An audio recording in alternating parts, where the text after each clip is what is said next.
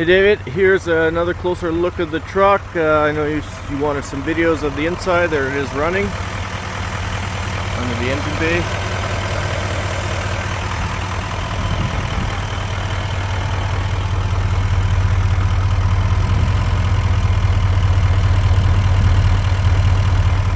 Super smooth sounding. I mean, the body's in great shape. Really nice looking truck. Here's a closer look at the interior again.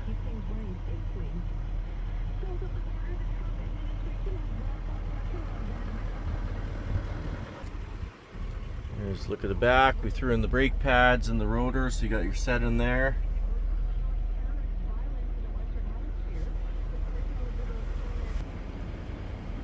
And a closer look at the top. No hail damage, no damage to the top of the roof and the canopy. Looks good. And here's inside the box. Very clean. Doesn't even look like it's been used much, really. Super clean in the back as well. You got your locking tailgate canopy. The keys are there with it. Your tow package.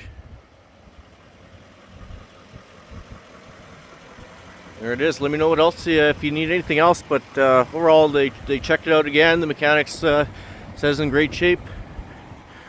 And I guess we'll see you tomorrow.